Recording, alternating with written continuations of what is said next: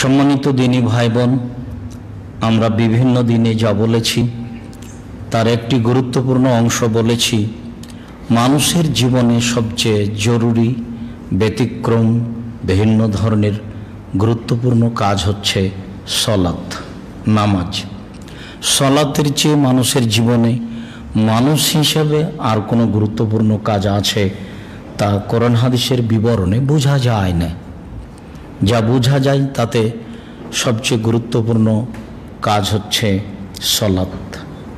কেননা রাসূল সাল্লাল্লাহু আলাইহি সাল্লাম যা বলেন তাতে সলাত এমন একটি ইবাদত যার উপরে নির্ভর করে অন্যান্য ইবাদত। সলাত আছে তো অন্যান্য ইবাদত আছে, সলাত নেই তো অন্য কোনো ইবাদতই নেই।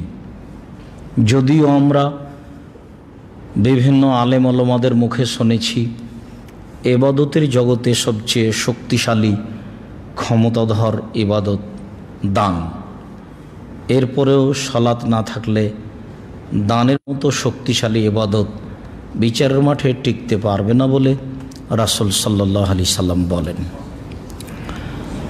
আমরা আরও অবগত যে আল্লাহর নিকটে সবচেয়ে প্রিয় কাজ, ভালো কাজ এক ফোঁটা চোখের পানি।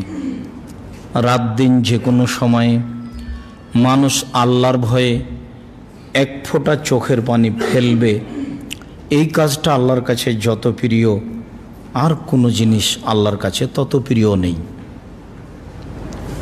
রাসূল সাল্লাল্লাহু আলাইহি সাল্লাম একথা বলেছেন, লাইসা শাইউন আকরামু ইনদাল্লাহি মিনাদ দুআ।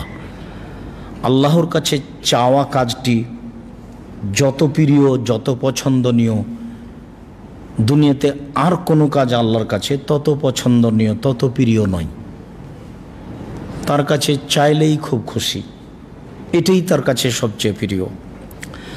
তাহলে সবচেয়ে পছন্দনীয় কাজ হলো এক ফোঁটা চোখের পানি, আর সবচেয়ে প্রিয় পছন্দনীয় কাজ হলো চাওয়া।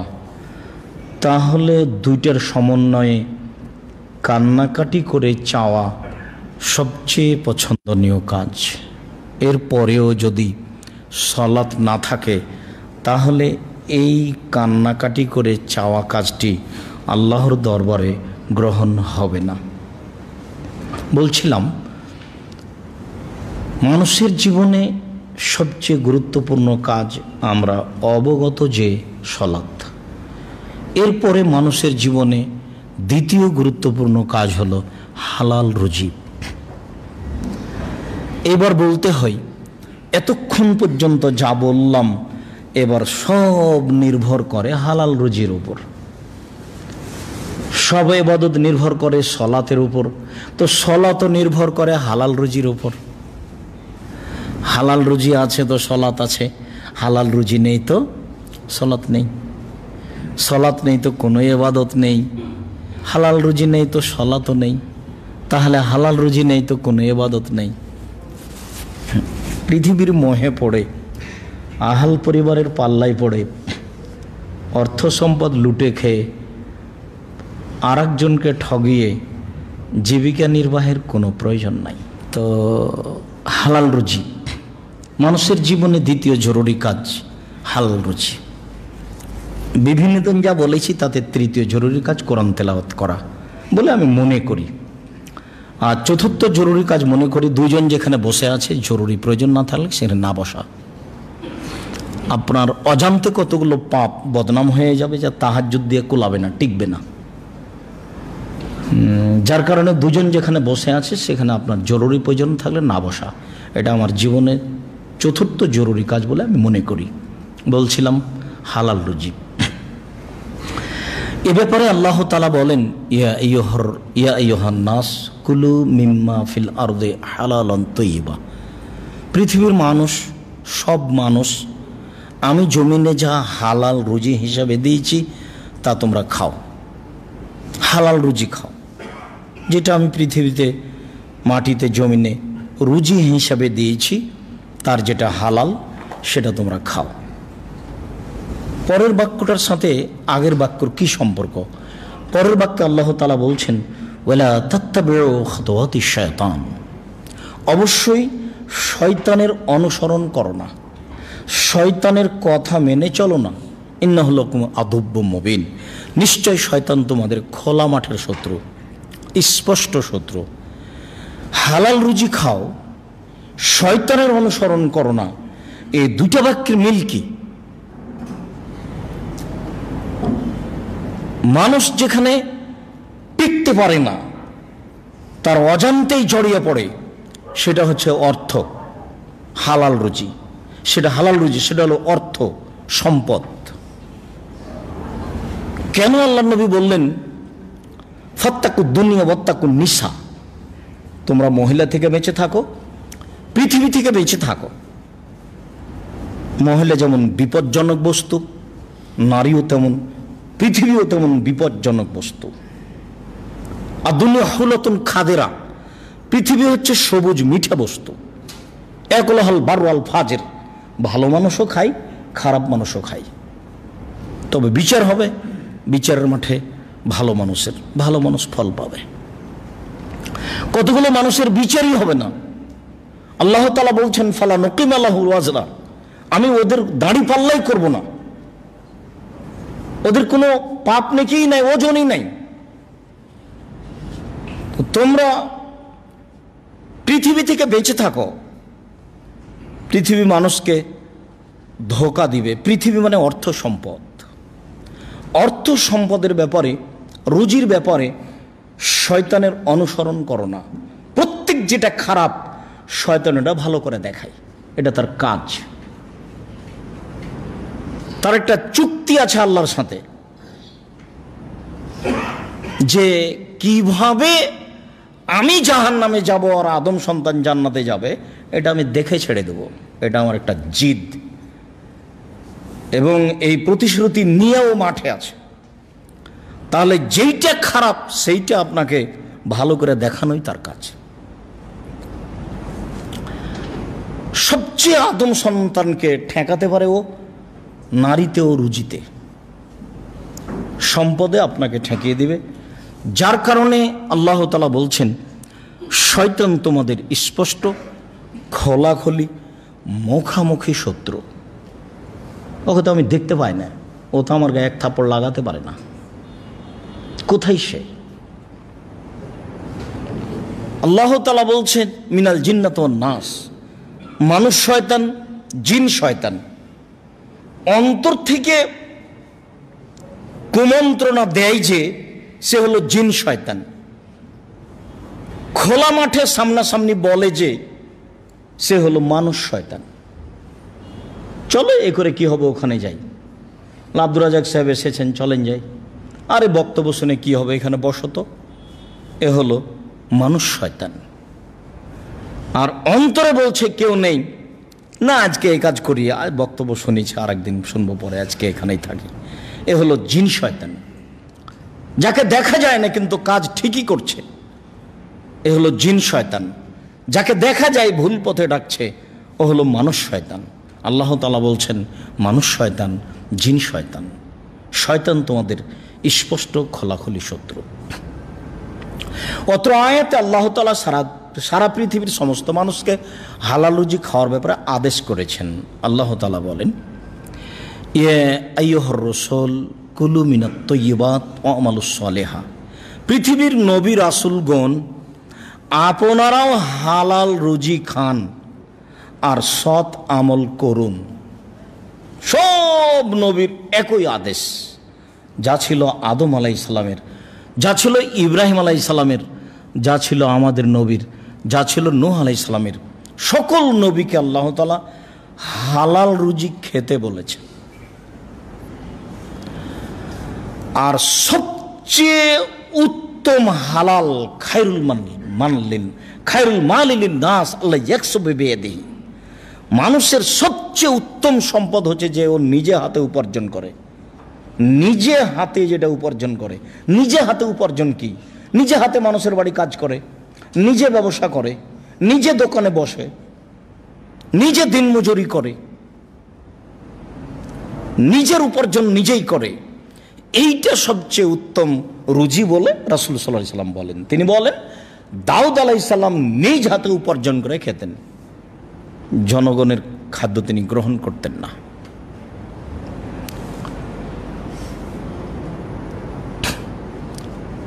জনগণের সম্পদ হতে তার রুজির ব্যবস্থা করা শরীয়তে বৈধ, কিন্তু তিনি করবেন না, নেবেন না, নেননি।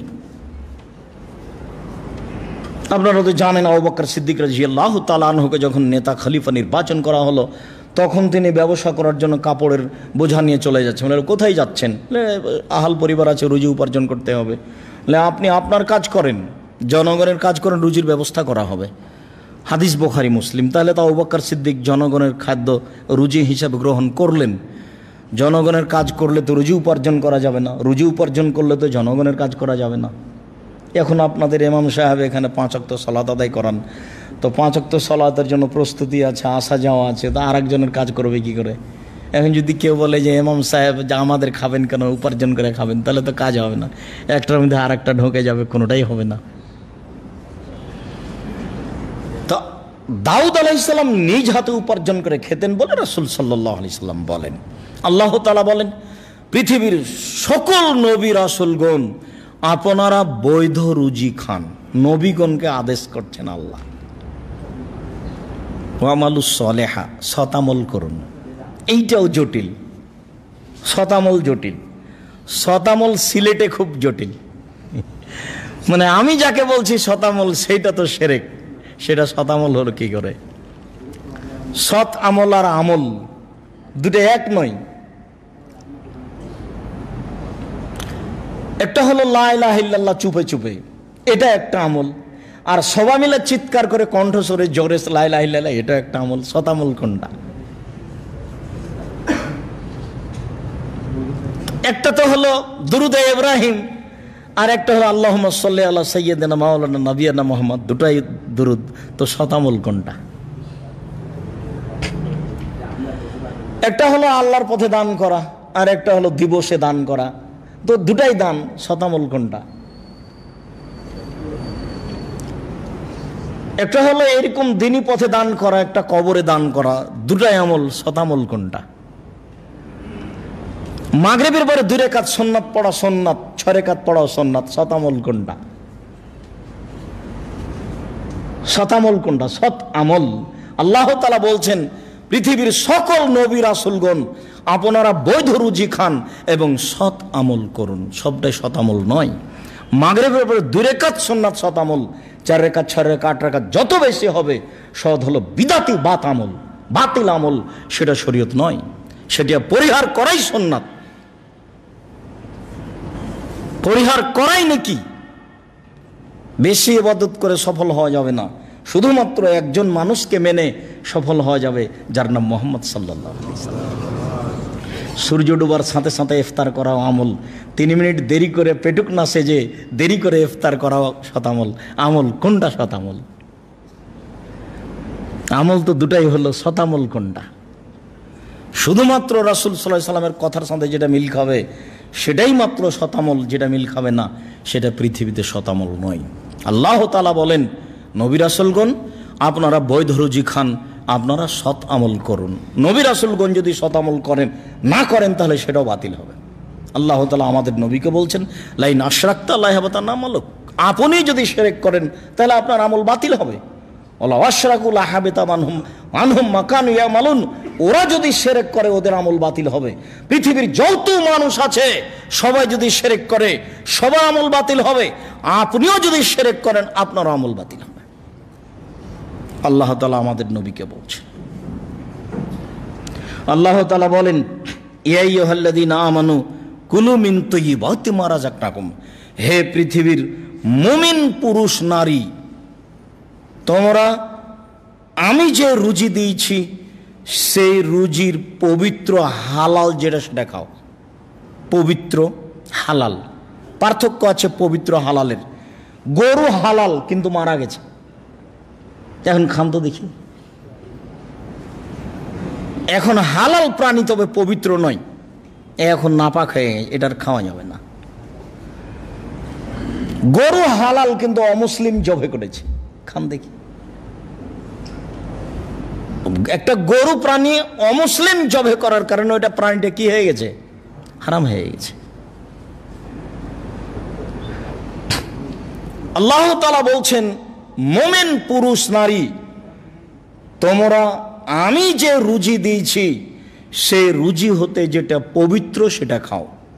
তাহলে খাদ্যের ব্যাপারে আল্লাহ সাধারণ জনগণকে আদেশ করলেন, আল্লাহ তাআলা মুমিন পুরুষ নারীকে আদেশ করলেন, আল্লাহ তাআলা নবী রাসূলগণকে আদেশ করলেন হালাল রুজি খেতে হবে। এটা আল্লাহর আদেশ।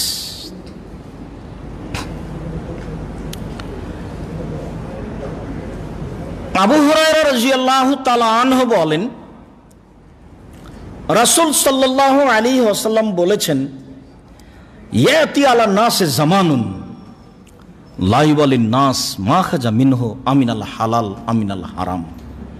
অচিরেই মানুষের উপরে এমন একটা সময় চলে আসছে যেই সময়ে মানুষ পয়সা উপার্জন করবে কিন্তু বিবেচনা করবে না এই পয়সা হালাল না হারাম। সেটা কি এখন মনে হয় না?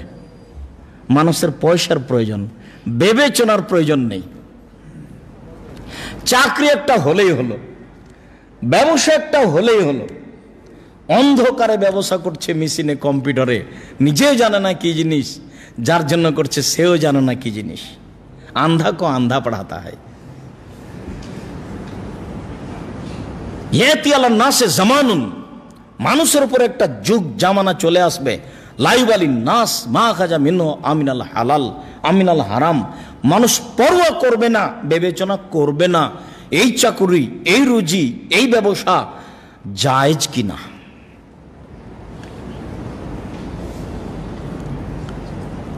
আবু হুরায়রা রাদিয়াল্লাহু তাআলা আনহু বলেন, রাসূল সাল্লাল্লাহু আলাইহি ওয়াসাল্লাম বলেছেন, লা আখশা আলা উম্মাতিল ফাকরা, আমার উম্মত দরিদ্র হয়ে যাবে এ ভয় আমি করি না। উনি জানেন যে তার উম্মতের অর্থ সম্পদ বেশি হয়ে যাবে, পয়সা এত বেশি হবে, পয়সা এত বেশি হবে, বন্যা যেমন মাটির উপর দিয়ে বহে চলে যায়, বেহিসাব পানি চলে, মানুষের অর্থ সম্পদ সেভাবে বন্যার মতো বহে আসবে। মানুষের দান খায়রাত মানুষের নিবে না।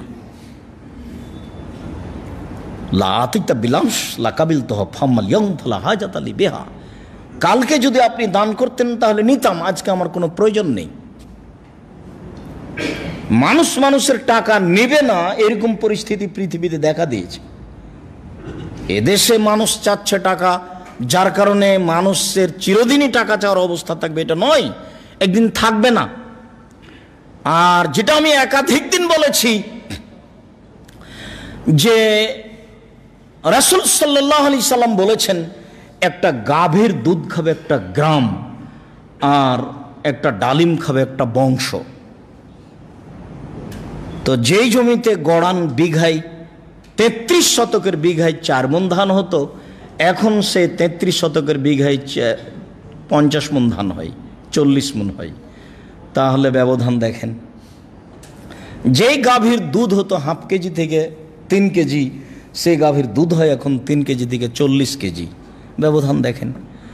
মুরগির ডিম এত উপার্জন করবে মানুষ কে জানত?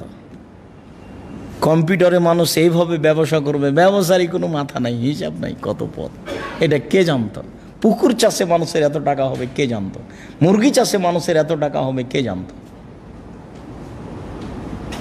পয়সা বেশি হবেই, এ কথা রাসূল সাল্লাল্লাহু আলাইহি ওয়াসাল্লাম বলেছেন। যার কারণে আল্লাহ নবী বলেছেন যে আমার উম্মত দরিদ্র হয়ে যাবে, নিঃস্ব হয়ে যাবে, এ ভয় আমি করি না। তবে আমি ভয় করি এইটা যে বসাতাত আলাইকুম দুনিয়া কামা বসাতাত মান কানা কাবলাকুম, তোমাদের সামনে পৃথিবীকে এইভাবে তুলে ধরা হবে। তখন তোমরা দেখতে পাবা কত প্রযুক্তি উপার্জনের, কত ব্যবসা, ইন্স্যুরেন্স, কত প্রকার ধর্মের নামে,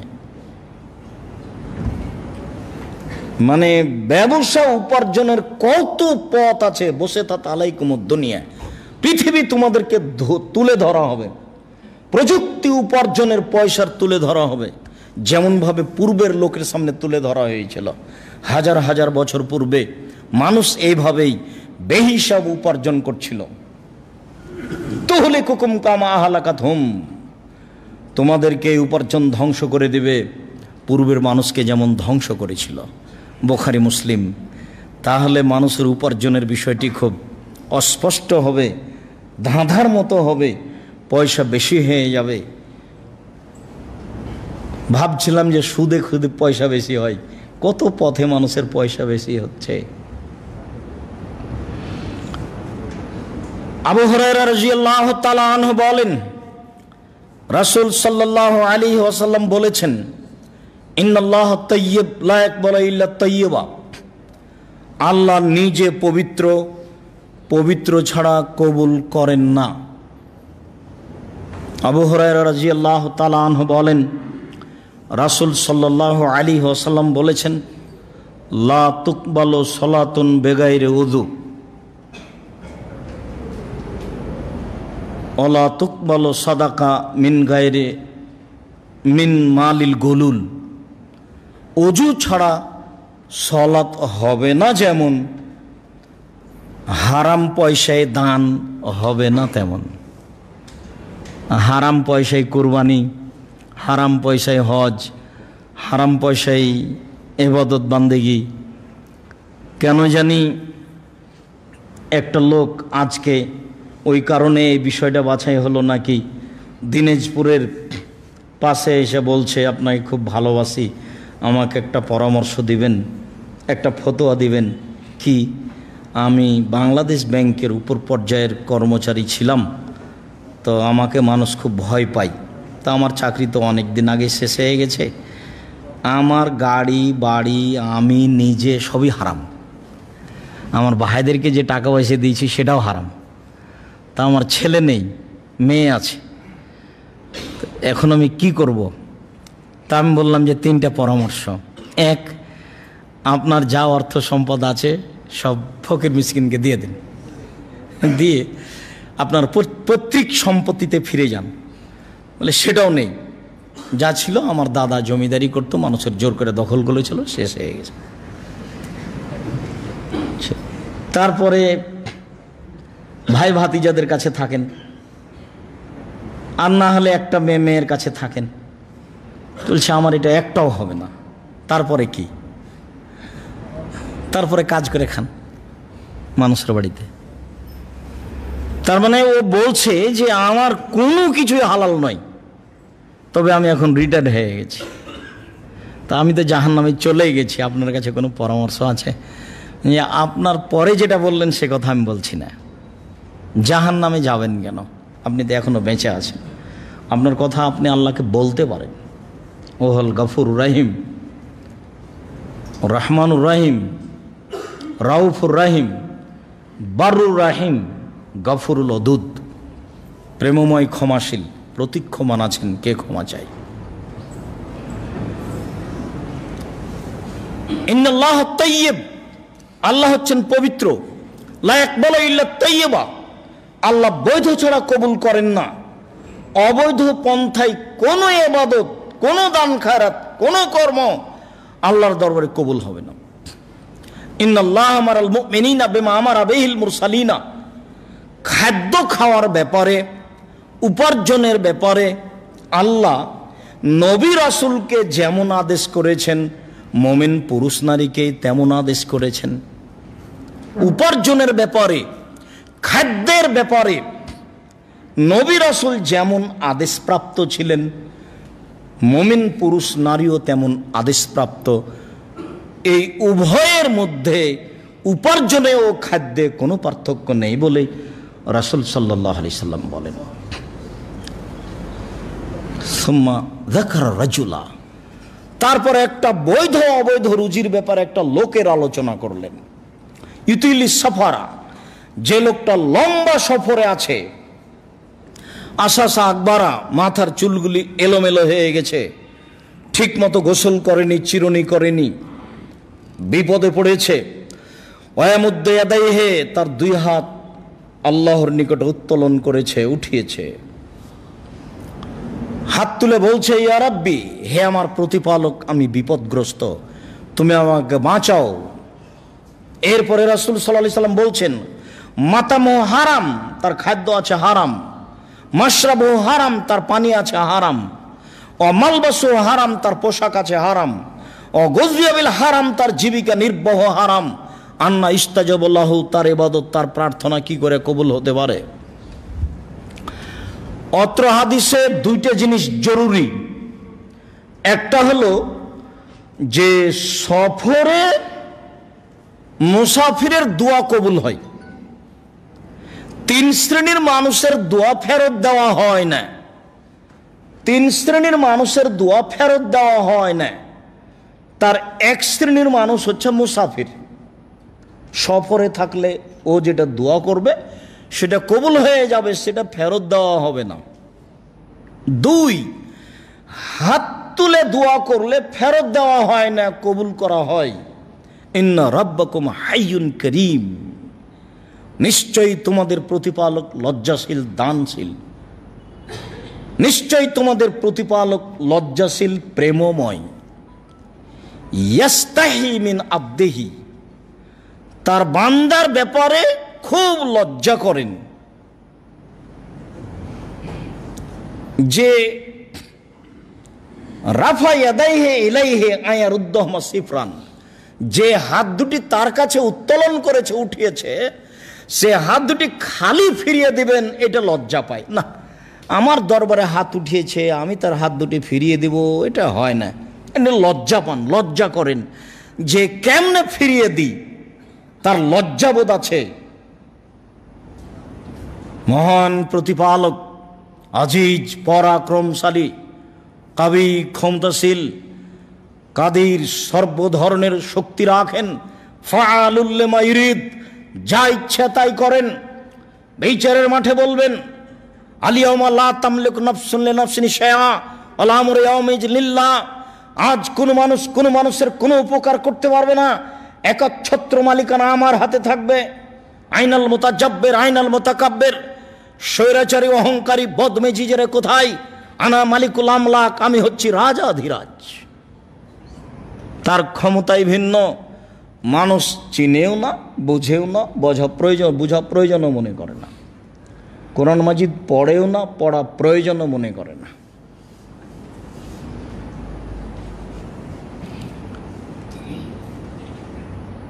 তো ক্ষমতাশীল, প্রেমময়, কেউ হাত তুললে লজ্জায় পায় ফিরিয়ে দিতে। হাত তুলেছে, দিয়েই দিই।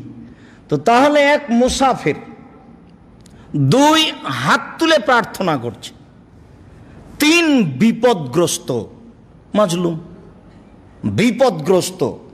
আল্লাহ রাসূল বলছেন যে আরেকজনের দোয়া ফেরত দেওয়া হয় না, মাজলুম ওয়াইনকানা কাফের। মাজলুম যদি অমুসলিম হয় তবু।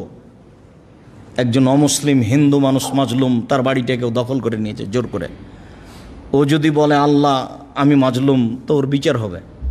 আল্লাহ নবী বলছেন মাজলুম যদি অমুসলিম হয় তবুও তার কথা মেনে নেওয়া হবে, এই কথা মুহাম্মদ সাল্লাল্লাহু আলাইহি সাল্লাম বলেন। তাহলে লোকটা মাজলুম, বিপদগ্রস্ত, লোকটা হাত উঠিয়ে প্রার্থনা করছে, লোকটা মুসাফির, সব মিলে হাতে হাতে দোয়া কবুল হবে এমনটা হতে হয়। কিন্তু রাসূল সাল্লাল্লাহু আলাইহি সাল্লাম বলছেন তার খাদ্য হারাম, তার পানি হারাম, তার পোশাক হারাম, তার জীবিকা নির্বাহ হারাম, তার দোয়া কি করে কবুল হতে পারে? মুসলিম। কেমন মনে হলো? উপার্জনের বিষয়টি আমি অনেক দিন থেকে আপনাদেরকে সতর্ক করি, এইভাবে উপার্জন করতে হবে না। তবে আমি কম পয়সা উপার্জন করতে বলিনি কোনো দিনই।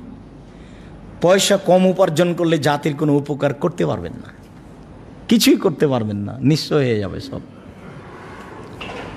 পয়সা বেশি উপার্জন করতে হবে, উসমান গনি রাদিয়াল্লাহু তাআলার মতোই পয়সা উপার্জন করতে হবে। তবে উপার্জনের পথ ও পন্থা যেন হালাল হয়। একদিনে পয়সা উপার্জন করতে হবে না। চকলেট থেকে শুরু করলে একটা বড় ব্যবসা হতে 30 বছর সময় লাগবে অন্তত, আর একদিনে অত বড় ব্যবসায়ী হলে হবে? আর ব্যবসার মাধ্যমে কিছু উপকার করা যাবে জাতির, নিজের, অসহায় মানুষের, পুরুষ নারীর, ফকিরের, প্রতিষ্ঠানের ব্যবসার মাধ্যমে করা যাবে, অন্য মাধ্যমে নয়। সিলেটের বাড়ি হিসেবে লন্ডনে চলে যাব, চলে গেলে টাকা বেশি, ওই টাকা দিয়ে কিছু করা যাবে না। 2-1টা বাড়ি হতে পারে। দেশেই পয়সা উপার্জন করতে হবে কোটি কোটি টাকা, তাহলে তা দিয়ে কিছু কাজ করা যাবে। মসজিদটা পড়ে আছে কিনা তাকুয়া মসজিদে এইভাবে এদিন থেকে না পরিকল্পনা নেই না হয় না, সেটা আমি জানি না, জিজ্ঞাসা করিনি কোনোদিন কি অবস্থায় আছে।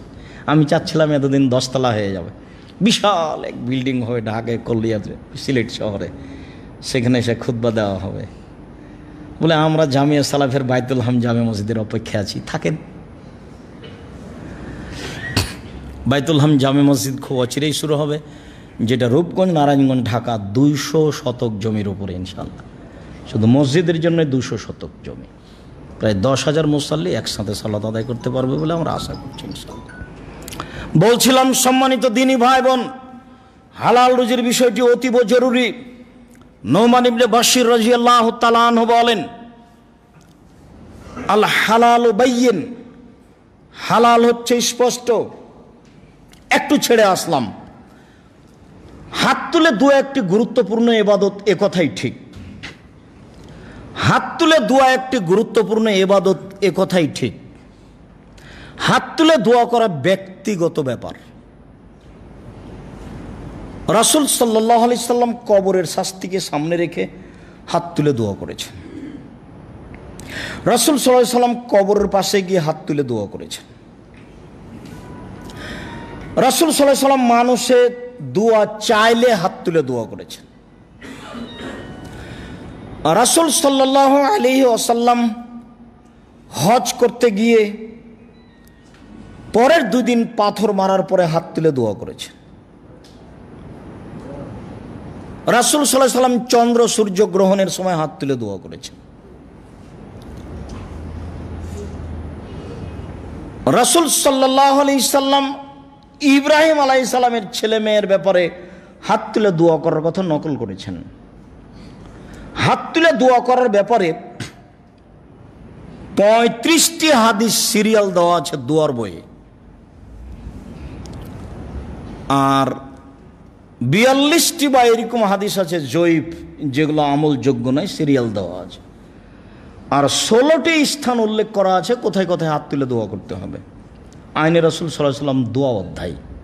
তবে এই অংশটা রাসূল সাল্লাল্লাহু আলাইহি সাল্লামের সালাত বনাম প্রচলিত সালাত আব্দুর রাজ্জাক বিন ইউসুফ, আব্দুর রাজ্জাক বিন ইউসুফের নামাজ শিক্ষা যে বইটা আছে, এই বইটাতে এই হাত তুলে দোয়া করার বিষয়টি কতটি হাদিস আছে তা আরও উল্লেখ করা আছে, ধারাবাহিকভাবে স্পষ্ট করে।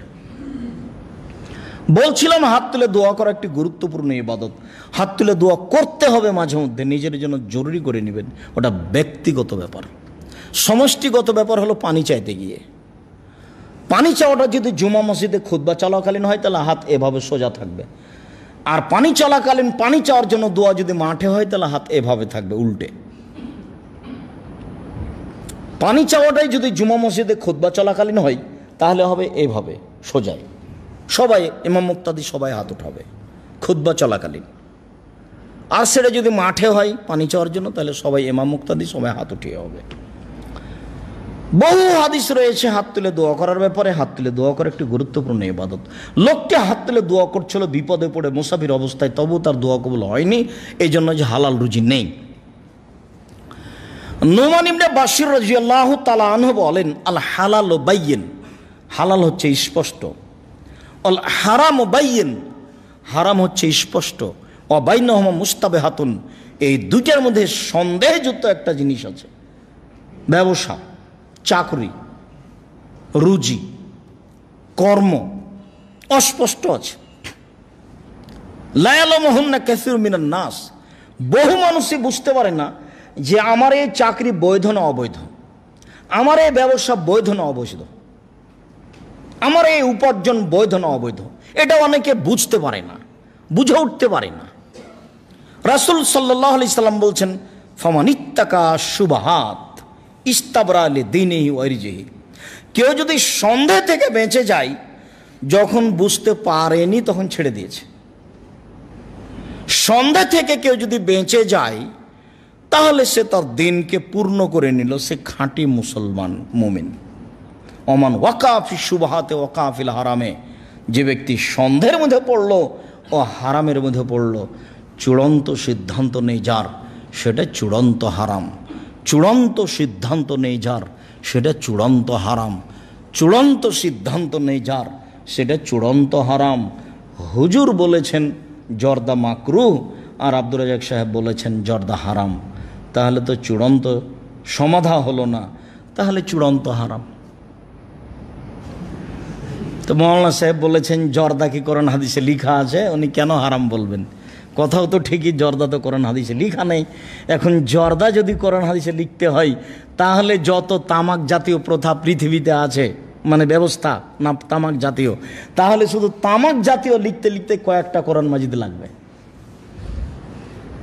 রাসূল সাল্লাল্লাহু আলাইহি সাল্লাম এমন একটি বাক্য বলেছেন, পৃথিবীর যেখানে যারা যেইভাবেই উপার্জন করুক না কেন খাদ্য, সেই খাদ্য যদি এমন হয় তাহলে তা হারাম। কিভাবে?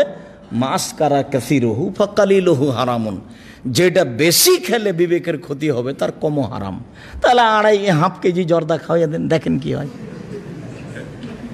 যদি হাফ কেজি জর্দা ক্ষতি করে তাহলে একটা কণাও হারাম। মুহাম্মদ সাল্লাল্লাহু আলাইহি ওয়াসাল্লাম বলেছেন, তার এক বাক্য পৃথিবীতে এমনভাবে চালিয়ে দেওয়া হয়েছে, সারা পৃথিবী কাত এক বাক্যের নিকটে, একটাই বাক্য। পৃথিবীতে যেখানে যে উপার্জন করবে সেটা যদি বেশি খেয়ে ক্ষতি হয় তাহলে একটা কণাও হারাম, এ কথা মুহাম্মদ সাল্লাল্লাহু আলাইহি সাল্লাম বলেন। অতএব হুজুর বলেছেন যে জর্দা কোরআন মাজিদে লেখা আছে নাকি, হুজুর আসলে বুঝতে পারেনি ধর্ম কি জিনিস, এই জন্যই কথা বলেছে।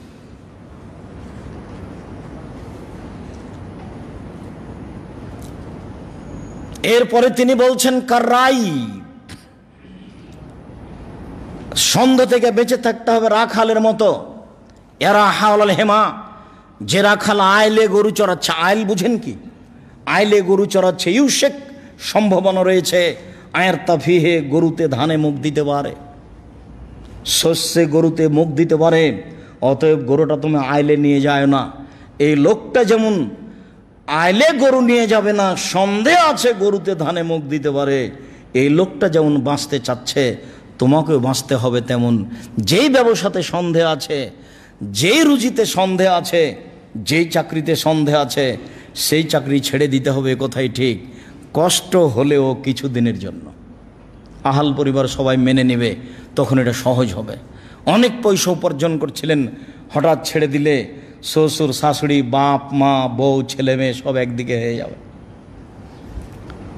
পয়সার লোভ সবার, পয়সার স্বাদ ভিন্ন। এই চাকরি ছিল বলেই তো বাড়ি যাওয়ার সময়তে মেয়ের জন্য একটা আইসক্রিম কিনেছেন 300 টাকা দিয়ে, আর এখন 300 টাকা দিয়ে সারাদিন এক সপ্তাহ হয়ে যাবে, এটা কেমন করে হয়? খুব সাধারণ খাদ্য কিনতে হবে। রাসূল সাল্লাল্লাহু আলাইহি সাল্লাম বলছেন, সালাসাতুন মুনজিয়াতুন ওয়া সালাসাতুন মুহলিকাতুন, 3 শ্রেণীর মানুষ বেঁচে যাবে, তার কোনো সমস্যা হবে না। তার এক শ্রেণীর মানুষ হচ্ছে লিখতে সাদফিল মাইশা, মধ্যম পন্থায় জীবিকা নির্বাহ করা। বাজারে গিয়ে সবচেয়ে দামি মাছ কিনতে হবে না, দামি মাছ বিত্তশালী কিনবে। বাজারে গিয়ে সবচেয়ে দামি চাউল কিনা হবে না, সবচেয়ে দামি চাউল বিত্তশালী কিনবে। আপনি মধ্যমটা কিনবেন, নইলে তার চেয়ে যেটা নিম্নমানের, যেটা ফুটপাতে বিক্রি হচ্ছে সেটা নেবেন। আপনি যদি দামি চাউল কিনতে যান তাহলে আপনি অহংকারী, আপনার আর জান্নাত হবে না। আর ওই বিত্তশালী যদি আবার কম দামের চাউল কিনে তাহলে ও কৃপণ, ওরও আবার জান্নাত হবে না। লায়াদখুলুল জান্নাতা বাখিল, কৃপণ জান্নাতে যাবে না। ভৈরব নদীদের বড় মাছটা 1000 টাকা কেজি, আপনি কিনবেন? যে মাছই কিনতে গেছে গাড়ি নিয়ে 50,000 টাকা নিয়ে, তার জন্য তো এটা মাছ সহজ। ও যদি এটা না কিনে তাহলে ও কৃপণ। পৃথিবী এভাবেই চলছে। 3 শ্রেণীর মানুষ বেঁচে যাবে, তার এক শ্রেণীর মানুষ হচ্ছে লিখতে সাদফিল মাইশা, মধ্যম পন্থায় খরচ করা। সন্ধে থেকে বেঁচে থাকতে হবে, যত আয় উপার্জন সন্ধেযুক্ত আছে সব ছেড়ে দিতে হবে। আহাল পরিবারকে বুঝিয়ে মধ্যম পন্থায় খরচে আসতে হবে, তাহলে খরচ জীবিকা নির্বাহ সহজ হয়ে যাবে। 1 মাসের আয় দিয়ে দেখা যাবে 35-40 দিন যাচ্ছে। আর যদি মধ্যম পন্থায় খরচ না করেন তাহলে 1 মাসের আয় দিয়ে 20 দিন 25 দিন যাবে, 5 দিন তখন কর্জ করতে হবে। রাসূল সাল্লাল্লাহু আলাইহি সাল্লাম বললেন, আলা, মনে রেখো, হেমাল্লাহে মাহারেমহু, আলা লিকুল্লি মালিকিন হেমা, প্রত্যেকটা বাদশার একটা সীমারেখা আছে। বাংলাদেশ শেষ হলে ভারত শুরু হয়, ভারত শেষ হলে বাংলাদেশ শুরু হয়। এটা দেশের সীমারেখা। ও হেমাল্লাহে মাহারে মহু। আর আল্লাহর সীমারেখা হলো হালাল হারাম। হালাল শেষ হলে হারাম শুরু হয়, হারাম শেষ হলে হালাল শুরু হয়। আল্লাহ সাবধান থাকিও। ফিল জাসাদে মুজগা, শরীরে একটা অংশ রয়েছে। এই যা সালাহত সালাহল জাসাদ কুল্লহু, যখন ওই অংশ খারাপ হয়ে যাবে সম্পূর্ণ শরীরই খারাপ হয়ে যাবে। ওয়া ফাসাদাত ফাসাদাল জাসাদ কুল্লহু, আর যখন সেই অংশটা ভালো থাকবে সম্পূর্ণ শরীরই ভালো থাকবে। আলা ওয়াহেল কাল, মনে রেখো সেটাই হচ্ছে অন্তর। এই ছেলে বসো, কাজ দেখাচ্ছ আমাকে, কাজ দেখাবেন না। শরীয়তকে ধর্মকে মূল্যায়ন করার চেষ্টা করিয়েন, এমনি রূপক এসেছেন এটা মনে করিয়েন না। আর আমি কোনো কাল্পনিক খুতবা দিতে আসিনি। কাজেই ধৈর্যের পরিচয় দিতে হবে। মনে হলেই গায়ে বাইরে গিয়ে চা খেলাম তার নাম ধৈর্য নয়, মনে হলে একটু ঘুরে বেড়ালাম তার নাম ধৈর্য নয়। পাথরের মতো বসে থাকতে হবে, তার নাম ধৈর্য। কিছুক্ষণ থাকি। সম্মানিত দিনী ভাই বোন, রাসূল সাল্লাল্লাহু আলাইহি ওয়াসাল্লাম বললেন, মানুষের শরীরে একটা অংশ রয়েছে, যতক্ষণ পর্যন্ত অংশটা ভালো থাকবে ততক্ষণ পর্যন্ত মানুষটা ভালো। আর যখন মানুষের অংশটা খারাপ হয়ে যাবে তখন মানুষটা খারাপ। সেটাই হচ্ছে অন্তর। সব যে বাইরে যে সব ফলাফল দেখতে পাচ্ছেন সেটা অন্তরের পরিণাম, অন্তরের পরিণতি, অন্তরের ফলাফল। মনটাই আসলে ভালো নয়, ভিতরটাই খারাপ। ভিতরটাই শুনে একরকম, মানে একরকম, শুনে একরকম, বলে আর একরকম। মানে ভেতরটাই অপরিষ্কার, সামান্য ব্যাপারে পরিবর্তন হয়ে যায়। হাদিস বুখারী মুসলিম, রাসূল সাল্লাল্লাহু আলাইহি সাল্লাম এভাবেই বললেন। জাবের রাদিয়াল্লাহু তাআলা আনহু বলেন, রাসূল সাল্লাল্লাহু আলাইহি ওয়াসাল্লাম বলেছেন, লা ইয়াদখুলুল জান্নাতা লাহমুন নাবাতা মিনাস সুহতে, ওই গোশতের টুকরা, ওই অংশ জান্নাতে যাবে না যে অংশ, যে শরীর হারাম উপায়ে বাড়ে। কুল্লু লাহমিন নাবাতা মিনাস সুহতে কানাতিন নার আওলা বিহি, যে শরীর হারাম উপায়ে বাড়ে তার জন্য জাহান্নামই যথেষ্ট। যে শরীর হারাম উপায়ে বাড়ে তার জন্য জাহান্নামই যথেষ্ট। যে ছেলে মেয়ের উপার্জন হারাম উপায়ে হয় সেসব ছেলে মেয়ের জন্য জাহান্নামই যথেষ্ট। আমরা তো একটা অনুবাদক, এভাবে রাসূল সাল্লাল্লাহু আলাইহি সাল্লাম বলেছেন। হাসান রাদিয়াল্লাহু তাআলা আনহু বলেন, আমি আল্লাহর নবীকে বলতে শুনেছি, তিনি বলছিলেন, দামা ইউরিবুক ইলামালা ইউরিবুক, যাতে সন্দেহ আছে সেটা ছেড়ে দাও, যাতে সন্দেহ নেই সেদিকে আগিয়ে যাও। যাতে সন্দেহ আছে সেটা ছেড়ে দাও, যাতে সন্দেহ নেই সেদিকে আগিয়ে যাও। সন্দেহের ব্যাপারে অতীব জরুরি আলোচনা আসছে। জাবের রাদিয়াল্লাহু তাআলা আনহু বলেন, রাসূল সাল্লাল্লাহু আলাইহি ওয়াসাল্লাম বলেছেন, লা ইয়াদখুলুল জান্নাতা জাসাদুন গুযিয়া বিল হারাম, ওই শরীর, ওই ব্যক্তি জান্নাতে যাবে না যে ব্যক্তি হারাম উপায়ে জীবিকা নির্বাহ করে। আবু হুরায়রা রাদিয়াল্লাহু তাআলা আনহু বলেন, রাসূল সাল্লাল্লাহু আলাইহি ওয়াসাল্লাম বলেছেন, ইন্নাল্লাহা হাররামা বায়াল খামরে ওয়া সামানাহা, নিশ্চয় আল্লাহ তাআলা মদ এবং মদের ব্যবসা হারাম করেছেন। ওয়াল মাইতাতা ওয়া সামানাহা, মৃত প্রাণী এবং তার মূল্য হারাম করেছেন। অল খিনজিরা ওয়া সামানাহু, শুকুর, শোর এবং তার ব্যবসা হারাম করেছেন। পরস্পর শব্দগুলি এভাবে উল্লেখ হয়েছে। তাহলে নেশাদার দ্রব্য, মরা প্রাণী আর শুকুর কাছাকাছি হারাম। আবার বললেন, ইন্নাল্লাহ হাররামা বায়াল খামরে ও বায়াল মাইতাতে ও বায়াল খিনজিরে ও বায়াল আসনাম। আল্লাহ তাআলা হারাম করেছেন মদের ব্যবসা, হারাম করেছেন মৃত প্রাণীর ব্যবসা, হারাম করেছেন শুকুরের ব্যবসা, হারাম করেছেন পুতুল বিক্রির ব্যবসা। পুতুল তো আপনার বাড়িতে আজও আছে বলে আমার অনুমান, আপনাকে আমি কষ্ট দিইনি, নাই এটাই আমার ধারণা। তবু অনেক সময় দেখা যায় যে ঠিকই আপনার পাশে পুতুল আছে, ঘরে আছে সাজানো। কাঁকড়া তো আছে নাকি? কাঁকড়া আছে, আরও কি আছে, বউ সুন্দর করে নিয়ে এসে সাজিয়ে রেখেছে। বেঈমান হয়ে বাঁচার প্রয়োজন নাই। আবার এতে আর একটা সমস্যা আছে, এটা মহাপাপের সাথে সাথে এটা শিরক। আপনি মূর্তি সব পছন্দ করেন কেন, ভালোবাসেন কেন?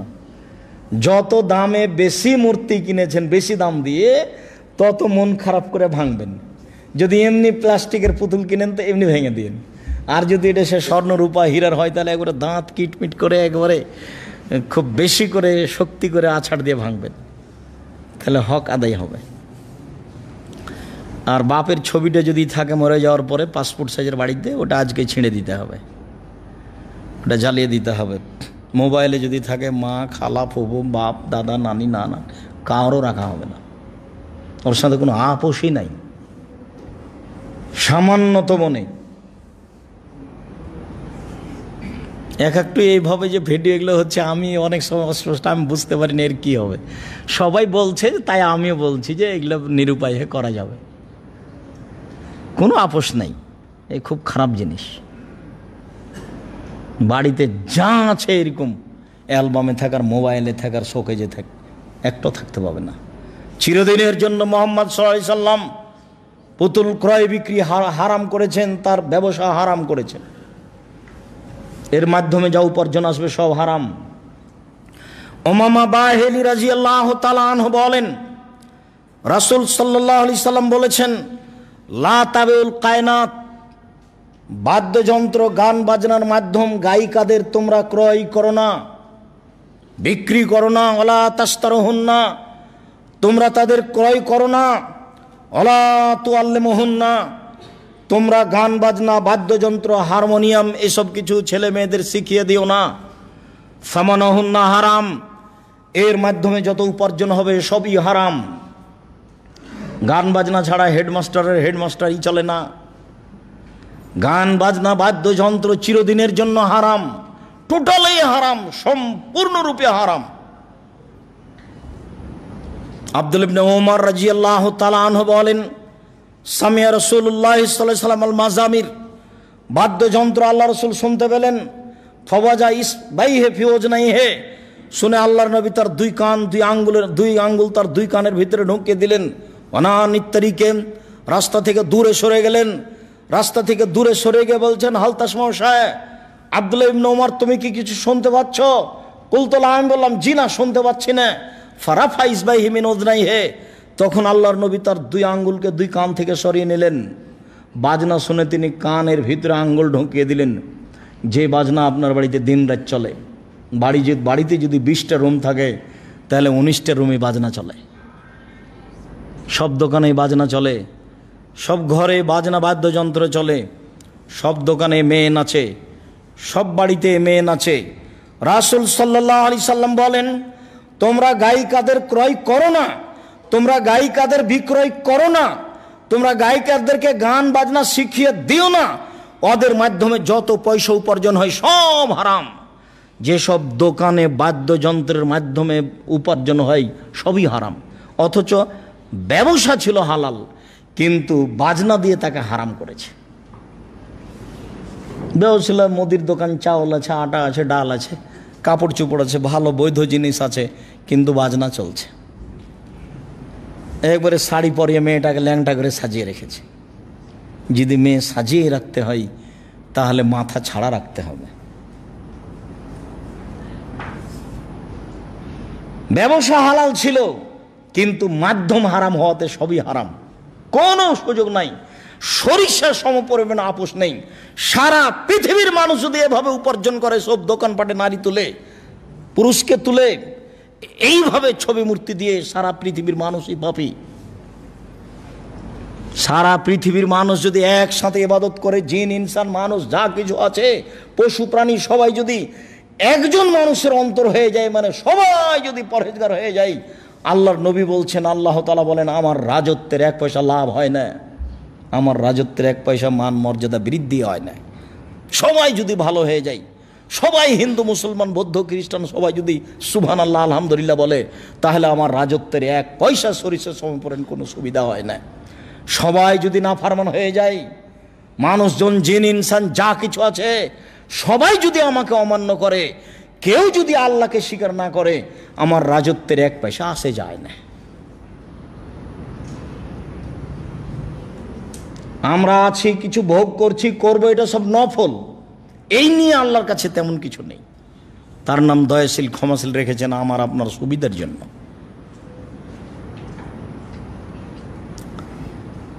সম্মানিত দ্বীনি ভাই বোন, সন্দেহ থেকে বাঁচার ব্যাপারে দুই একটা হাদিস আপনাকে শোনাই। আয়েশা রাদিয়াল্লাহু তাআলা আনহা বলেন, কানা লি আবু বকরিন গোলাম ইখরুজ লাহুল খারাজ। রাসূল সাল্লাল্লাহু আলাইহি সাল্লামের আবু বকর সিদ্দিক রাদিয়াল্লাহু তাআলা একটা গোলাম ছিল। সেই গোলামের উপার্জন তিনি খেতেন। গোলামের উপার্জন কথাটা এখনো ভালো করে বোঝা যায়নি, এটা একটু স্পষ্ট করি। এখন মানুষ 4-5টা অটো কিনে রেখেছে, গাড়ি কিনে রেখেছে, সিএনজি ভাড়া দিয়ে রেখেছে, বিকেলবেলায় তাকে 1500 টাকা জমা দিবে, যা উপার্জন করবে করবে, এরকম নাই? আছে। তো এইরকমই ছিল গোলাম। গোলামকে বলে দেওয়া হতো, সারাদিন তুমি যা ইনকাম করবা, তবে বিকালে আমাকে 200 রিয়াল দিতে হবে, 500 রিয়াল দিতে হবে, 2 টাকা দিতে হবে। তো এই গোলামের উপার্জন আবু বকর সিদ্দিক রাদিয়াল্লাহু তাআলা আনহু খেতেন। ফাজা ইয়াওমান বিশাইইন, একদা গোলাম কিছু খাওয়ার নিয়ে এসেছে। ফাকাল আবু বকর সিদ্দিক মিনহু, তো ওই খাদ্য হতে আবু বকর সিদ্দিক রাদিয়াল্লাহু তাআলা কিছু খেয়ে নিয়েছেন। ফাকাল আলাহুল গোলাম আতাদরি মা হাজা, গোলাম আবু বকর সিদ্দিক রাদিয়াল্লাহু তাআলা আনহুকে বলল, আপনি কি জানেন এটা কি? আপনি যে খেলেন, আপনি কি জানেন এটা কি? কালা মা হুয়া, আবু বকর সিদ্দিক রাদিয়াল্লাহু তাআলা আনহু বললেন, এটা কি? তখনও বলছে, কুন্ত তাকাহান্ত ফিল জাহেলিয়া ওমা ইল্লিল ইনসানে ওমা ইহসানুল কাহানাতা, আমি জাহেলিয়াতের যুগে গণকি করতাম, আমি ভালো গণকি জানতাম না, আমি জাহেলিয়াতের যুগে গণকি করতাম, তবে আমি ভালো গণকি জানতাম না। ইল্লা খাদাতুহু, আমি মানুষকে খালি ফাঁকি দিতাম, ধোকা দিতাম, বলতাম যে এই করো এ হয়ে যাবে, এই করো এ হয়ে যাবে, এইভাবে আমি টাকা উপার্জন করতাম। ফাহাদা বিযালিকা আল্লাযী আকালতা মিনহু, এটাই হচ্ছে সেটা। এক লোকের আমি গণকি করেছিলাম, তার সাথে আমার সাক্ষাৎ হয়ে গেল, ও আমাকে দিয়েছে সেই আগের জিনিস, সেটা আমি নিয়ে এসেছি, আপনি সেটা থেকে খেয়ে নিলেন। যেমন এই কথা বলা, ফাদ খালাইয়া দাহু, আবু বকর সিদ্দিক তার মুখের ভিতরে হাত ঢুকিয়ে দিলেন। ফাকা কুল্লা শাইন ফি বাতনিহি, পেটের ভিতরে যা ছিল মুখের ভিতরে হাত ঢুকিয়ে সব বমন করে ফেলে দিলেন। বুখারী মুসলিম। এদেশে একটা বই পাওয়া যায়, বইয়ের নাম উপদেশ, নাম শুনেছেন কি? সেই উপদেশ বই একটা আলোচনা আছে হালাল হারাম, সেখানে এই হাদিস আছে, দেখেন আপনি। বইয়ের নাম উপদেশ, হালাল হারাম, হাদিস বুখারী মুসলিম। মুখের ভিতরে হাত ঢুকে বের করে দিলেন। এইবার চলেন, আনাস রাদিয়াল্লাহু তাআলা আনহু বলেন, মাররান নবী সাল্লাল্লাহু আলাইহি সাল্লাম বে তামরাতিন ফিত তরিক, আল্লাহর নবী একদা রাস্তায় একটা খেজুর পড়ে থাকা খেজুরের পাশ দিয়ে হাঁটছিলেন। একটা খেজুর রাস্তায় পড়ে আছে, এই খেজুরের পাশ দিয়ে হাঁটছেন। খেজুরটা উঠিয়ে আল্লাহ রাসূল বলছেন, লাউলা আন্নী আখাফান তাকুনা মিনা সাদকা লা আকালতুহা। খেজুর, আমার যদি সন্দেহ না হতো যে তুমি সাদকার জাকাতের খেজুর হতে পারো, এমনটা সন্দেহ না হলে আমি তোমাকে খেয়ে নিতাম। অত্র বুখারী মুসলিমের হাদিসের কয়েকটা কথা। তার এক নম্বর কথা হচ্ছে এই যে আল্লাহর নবী হাতে নিয়েছেন একটা খেজুর, সেই খেজুরটা জাকাতের খেজুর না মানুষের ব্যক্তিগত খেজুর এটা বলতে পারেন না, তাহলে তিনি গায়েবের খবর জানেন কি করে? আপনাদের যে সব মসজিদে এলাকায় ছড়াচ্ছে যে তিনি হাজের নাজের সব কিছু জানতেন, গায়েব হাজের নাজের, তো একটা খেজুর হাতে করে আছেন, খেজুরটা কারো জাকাতের খেজুর পড়ে গেছে না কারো ব্যক্তিগত খেজুর বাড়ি থেকে কেটে নিয়ে যাচ্ছিল বা দোকানে নিয়ে যাচ্ছিল সেটা পড়ে গেছে উনি বলতে পারছেন না। যদি আমার এই আশঙ্কা না হতো যে তুমি সাদকার খেজুর, তাহলে আমি খেয়ে নিতাম। আমার আশঙ্কা করছে যে তুমি সাদকার হতে পারো, আমি এটা তো খাবো না। পরের হাদিস আবার আনাস রাদিয়াল্লাহু তাআলা আনহু বলেন, আখাযা হাসান ইবনে আলী তামরাতান মিন তামারি সাদাকা। হাসান ইবনে আলী যাকাতের একটা খেজুর হাতে নিয়েছেন। ওয়া জালা ফি ফিহি, হাতে নিয়ে খেজুরটা মুখে দিয়ে দিয়েছেন। ফাকাল রাসূলুল্লাহ সাল্লাল্লাহু আলাইহি সাল্লাম কিখ কিখ লিয়াতরাহু। আল্লাহ রাসূল দৌড়িয়ে উঠে এসে মুখের ভিতরে আঙ্গুল ঢুকিয়ে বলছেন, বের করে ফেলো, বের করে ফেলো, মুখ থেকে বের করে ফেলো। আলা শারতা, তুমি জানো না ইন্না সাদকা লা তাহিল্লু লি মুহাম্মাদিন ওয়া আলি মুহাম্মাদিন, যাকাত ফিতরা মুহাম্মাদের জন্য হালাল নয়, তার বংশের জন্য হালাল নয়। অন্য এক বর্ণনা এসেছে তার বাড়ির কাজের লোকের জন্য হারাম, হালাল নয়। আমি খাবো না, আমার জন্য হারাম, আমার বংশের জন্য হারাম, আমার কাজের লোকের জন্য হারাম। তুমি জানো না, তুমি মুখে দিলে কেন? আবার তিনি বলছেন, অন্য সাদকা আউসাকুন নাস, দান হচ্ছে মানুষের ময়লা, মানুষের ময়লা আমি খাই না, আমার বংশ খায় না, আমার বাড়ির কাজের লোক খায় না, তুমি এটা মুখে দিলে কেন? ইন্না সাদকা লা তাহিল্লু লিকুল্লি ইমরিন কাসবিন, যেই মানুষ উপার্জন করে, হাতে উপার্জন করে খেতে পারে, ভ্যান চালিয়ে খেতে পারে, দিন মজুরি করে খেতে পারে, তার জন্য সাদকা জায়েজ নয়। ইন্নামা সাদকা আউসাকুন নাস, নিশ্চয় দান খায়রাত হচ্ছে মানুষের ময়লা, মানুষকে পাপ থেকে মোচন করার জন্য এটা করা হয়েছে। যার রুজির কোনো ব্যবস্থা নেই সেই খাবে, তুমি এটা মুখে দিলে কেন? রাসূল সাল্লাল্লাহু আলাইহি সাল্লাম সন্দেহ থেকে নিজেকে কিভাবে বাঁচাতেন তার একটা বুখারী মুসলিম থেকে আপনাকে একটা দিক দেখালাম। আবু বকর সিদ্দিক রাদিয়াল্লাহু তাআলা আনহু সন্দেহ থেকে কিভাবে বাঁচতেন, মুখের ভিতরে আঙ্গুল ঢুকিয়ে দিলেন। আর আমার কাছে আর আপনার কাছে কই ভারী মনে হয় না? ভারী মনে হচ্ছে কি? নির্দ্বিধায় তো খেয়ে যাচ্ছি, বিবেচনাও করি না যে এটা খাওয়া যাবে কি না। রাসূল সাল্লাল্লাহু আলাইহি সাল্লামের কাছে কেউ দান খায়রাত নিয়ে আসলে বলতেন, আলা হাজি হাদিয়া আলা সাদাকা, বলো তো এটা হাদিয়া না এটা সাদাকা? যদি বলা হতো হাদিয়া, তখন নিজে হাত বাড়িয়ে ওটা ধরে নিতেন, নিজে খেতেন, বন্ধু বান্ধবকে খাওয়ার দিতেন। আর যখন সাদকা বলতেন তখন যারা নিঃস্ব তাদেরকে বলতেন তোমরা খাও। হাদিয়া আর সাদকা দুটো এক নয়। হাদিয়া হচ্ছে আত্মীয়তা, বন্ধুত্ব বজায় রাখার জন্য, শুধু কুরবানির গোশত দিয়ে বন্ধুত্ব বজায় রাখতে হবে তা কথা নয়, শুধু কুরবানির গোশত দিয়ে মেয়ের বাড়িতে পাঠিয়ে আম পাঠিয়ে বন্ধুত্ব বজায় রাখতে হবে তা নয়। মাঝে মধ্যে যা কিছু আয়াত্তে আছে সেগুলি পাঠিয়ে হাদিয়া হিসাবে পাঠিয়ে বন্ধুত্ব বজায় রাখতে হবে, সেটা হলো ইমানদারি, সেটা তো একটা নেকি আছে। পরস্পর বন্ধুত্ব বজায় রাখার জন্য যেটা দেওয়া হয় সেটা হলো হাদিয়া, নেকির জন্য যেটা দেওয়া হয় সেটা হলো সাদাকা।